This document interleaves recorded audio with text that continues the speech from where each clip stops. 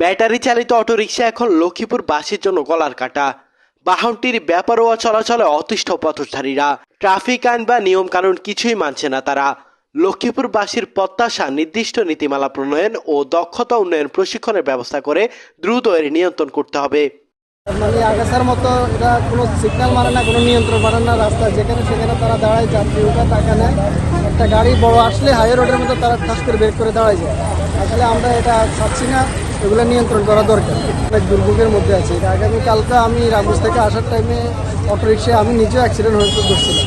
নিয়ম কানুন জানে না, এখানে ব্রেক করলে ওইখানে জায়গা উড়ে যায়। এদের এই চালাচলের কোনো সিস্টেম নাই।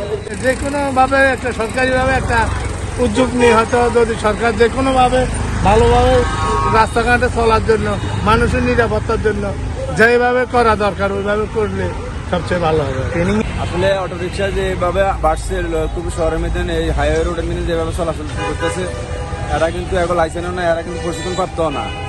এর কারণে দেখা গেছে যানজট, এই যে দেখতেছেন, এই যে সামনে দেখতেছেন কিভাবে যানজট লাগিয়ে গেছে। এরা আসলে দেখা গেছে প্রশিক্ষণ প্রাপ্ত না, তো এরা কিছু টাকা পয়সা লয় একটা অটোকে নিয়ে হাইওয়ে রোডে উঠে গেছে। এই কারণে প্রতিনিয়ত কিন্তু দুর্ঘটনা ঘটতেছে। স্বল্প দূরত্বে দ্রুত গন্তব্যে পৌঁছাতে ঝুঁকি নেই বাংলার টেসলা খ্যাত এই যানটি। এর মাধ্যমে কর্মসংস্থান হয়েছে নিম্ন আয়ের অনেক মানুষেরও।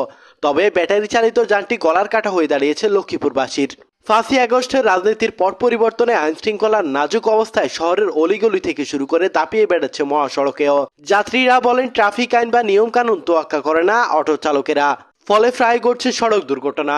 মারা যাচ্ছেন যাত্রী, পথচারী ও অটো চালক। সামান্য বিষয় নিয়ে যাত্রী বা ট্রাফিক পুলিশের সাথে তর্ক বিতর্ক জড়াতে দেখা যায় তাদেরকে। তাই নীতিমালা করে এই দক্ষতার প্রশিক্ষণের মাধ্যমে নিয়ন্ত্রণ করার দাবি লক্ষ্মীপুরবাসীর। করতে পারবে না বা এখানে দাঁড়ানো যাবে না, এই কথাটা এরা বুঝতে পারছে না। কারণ এদের কোনো ট্রেনিং নাই, এরা কোনো টার্ন বুঝে না, বা কোন জায়গায় রাখলে একটা গাড়ি আটকে যাবো এই জিনিসটা এরা বুঝতে পারে না। এদেরকে বারংবার বলা হইলেও এরা এই জিনিসটা কর্ণপাত করে না। আমরা যদি কোনো বলতে চাই তাহলে আমাদের সাথে তর্কে বিদ্যুৎকে ধরা যায়।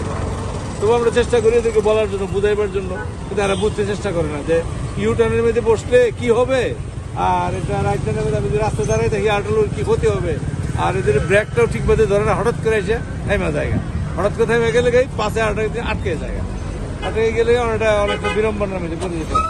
এরা সবসময় রাস্তার মধ্যে জামজট টাইমে পায়ে গাড়িগুলো ঢুকে যায়, যেখানে সেখানে দাঁড়িয়ে থাকে, জামজট সবসময় দাঁড়িয়ে থাকে। এরা অটো এবং সিএনজি সময় বেলা তো 1-2 ঘন্টা আমরা জামা থাকি, সব অটো আর সিএনজি সবসময় লাইসেন্স নাই, আর প্রশিক্ষণপত্র ড্রাইভার এরা ঠিক মতন ড্রাইভারি করতে পারে না, জিএনে এনে ঘুরে দেয়।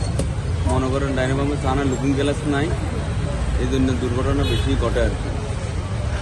এই জন্য ড্রাইভারগুলোর মনে করেন প্রশিক্ষণ দিই একটা লাইসেন্সের ব্যবস্থা করে দিলে ভালো। এখন হুট করে এতে কর্ম নাই, নতুন করে অটো এখন কিনে তো বাইরে চলে এলে তো এটা তো ড্রাইভারই নেই, ঠিক আছে। এই জন্য প্রচলিতভাবে সরকার বা যে হোক একটা ভালো উদ্যোগ নিয়ে জিনিসটা করলে ভালো হবে আশা করি। অটোরিকশা চালকরা বলেন তাদেরকে প্রশিক্ষণের আওতায় আনা হোক, তাহলে তারা সড়কের নিয়ম শৃঙ্খলা সম্পর্কে জানতে পারবে। প্রশিক্ষণ দেওয়াটাই ভালো। প্রশিক্ষণ গত করে দিলে তো নিরীহ মানুষ সবগুলো মনে বেকারতা দেবে। আমরা বাংলাদেশের লক্ষ্মীপুরের মধ্যে বেশিরভাগই বেকারত্ব বেশি। আর এরা গত করে দিলে কি কাজ করি খাইব, কাজ করার মতো শিখার কিছু নাই, আর শিখার আগ্রহ নাই। শুধু অটো লই বারো আর মনে করেন আছে শুধু অটোই। এখন এই অটোরিক্সাগুলো বন্ধ না করে তাদেরকে ড্রাইভিং শেখানোর জন্য একটা ব্যবস্থা করে দেওয়া সরকার থেকে। তাদের অটোরিক্সা বন্ধ না করে বিআরটিসি থেকে একটা লাইসেন্সের ব্যবস্থা করে দিলে আমার মনে হয় ভালো হবে। কারণ তাহলে বাংলাদেশের বেকারত্ব কিছুটা দূর হবে। এখন তাদের বাংলাদেশের যারা গরিব ফ্যামিলিগুলো, মধ্যবিত্ত ফ্যামিলিগুলো চলতে পারবে এই অটোরিক্সা চালায়।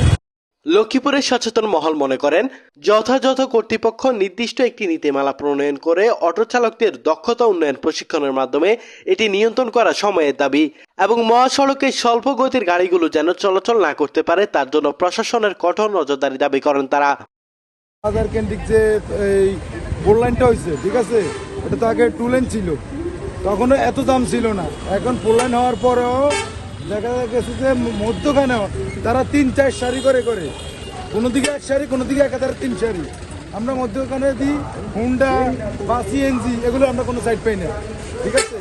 এদের জন্য আমাদের আইনশৃঙ্খলা বাহিনী এবং আমাদের পৌরসভার যারা কর্মরত অবস্থায় আছে তারা এদের জন্য সুশৃঙ্খলভাবে একটা পদক্ষেপ নেওয়া দরকার আমার হিসাবে।